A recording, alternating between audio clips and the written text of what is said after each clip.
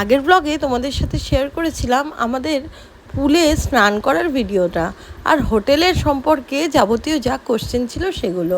সত্যি বলতে ওই ভিডিওটায় তোমরা অনেকেই অনেক ভালোবাসা দিয়েছো, তার জন্য তোমাদের অনেক ধন্যবাদ।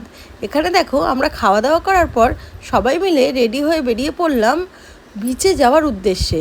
চেরিকে দেখছো তাড়াতাড়ি করে রেডি করে নিয়েছিলাম, ওর জন্যই আমাদের একটু বেরোতে লেট হয়ে গেছিলো, কারণ ও ঘুমোচ্ছিল, তাই ওকে তো ঠিকঠাক করে ঘুমোতে দিতে হবে। তারপরে আমরা বেরিয়ে পড়লাম বিচে।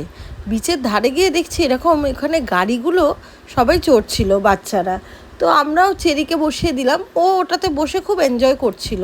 তোমরা এর আগে চেরির একটা ভিডিও দেখেছো, এই গাড়িতে ওঠার ভিডিওটা তোমাদের সাথে শেয়ার করেছিলাম। এখানে দেখো চেরি খুব আনন্দ করছে। বিচের ধারে গিয়ে দেখলাম বেশ অন্যরকম একটা পরিবেশ, গিয়ে খুব ভালোই লাগলো, খুব সুন্দর হাওয়া। কিন্তু জানো তো আমাদের এত গরম লাগছিল না এইখানে গিয়ে, কিন্তু আদার্স জায়গাগুলোতে প্রচণ্ড গরম ছিল। আমি তো ভাবছিলাম এতটা গরমে আমরা যাচ্ছি, কিন্তু অতটাও প্রবলেম হয়নি, খুব ভালোভাবেই এনজয় করেছি। এমনি বাইরে বেশিক্ষণ থাকা যাচ্ছিল না, কিন্তু বিচের ধারে আর বিচের এই জায়গাগুলোতে খুব ঠান্ডা ঠান্ডা হাওয়া দিচ্ছিল, দেখে বুঝতেই পারছো আশা করি। এখানে আমরা বিচের কাছে চলে গেলাম। এই হলো আমাদের প্রথম সমুদ্র দেখা।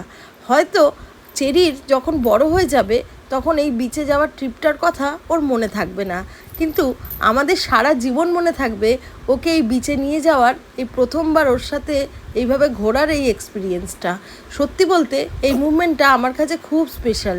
চেরিকে নিয়ে এই প্রথমবার বিচ দেখা আমার তো সারা জীবন মনে থাকবে। এটা আমার কাছে ড্রিম ট্রিপও বলতে পারো।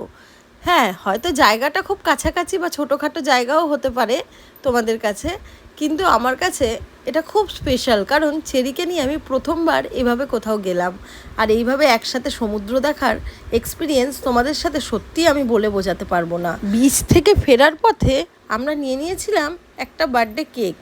যেহেতু চেরির বার্থডে ছিল পরের দিন, তোমাদের সাথে ভিডিও শেয়ার করেছিলাম, তাই ওখানে দেখলাম একটা মিয়ামরে রয়েছে, সেখান থেকে একটা ছোট কেক আমরা নিয়েছিলাম।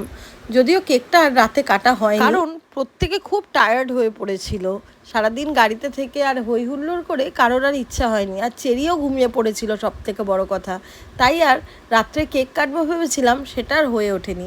এখানে দেখো বাড়ি এসে আমি চেরিকে আগে রান্নাবান্না করে খাইয়ে দিলাম। ওখানে তো চেরিকে ভালোভাবে ভালো মন্দ কিছু খাওয়াতে পারিনি সেভাবে, কোনো রকম একটু সিদ্ধ ভাত, একটু ডিম সিদ্ধ এইভাবেই করে খাইয়েছিলাম। মেয়ে কিন্তু আমার খুব লক্ষ্মী, জানো তো, ওকে এমনভাবেই অভ্যাস করিয়েছি ও যাতে সব রকম কিছুই খেতে পারে, সব কিছুতেই অভ্যস্ত হয়। খুব ভালোভাবে ওকে খাইয়ে দিলাম। ওকে